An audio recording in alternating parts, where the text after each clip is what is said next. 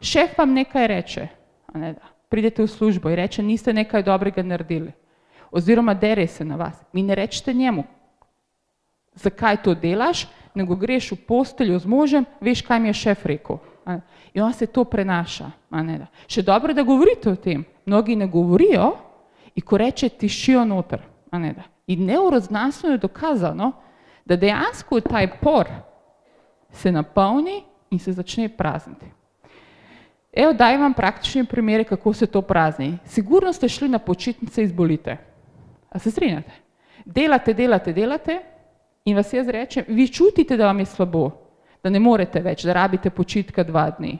A ne da? Nego vi takole, zdaj so ove počitnice prihajajo, eno polna jih je urgenca in rečem, gospod, pejte malo spočit se, počakajte, gospa doktor, še 2 tedna, grem 15. junija.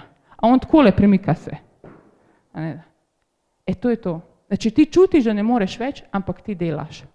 Zakaj mi lahko delamo in ne čutimo te težave, ko delamo, ker adrenalin drži to klet zaprto. Me spremljate?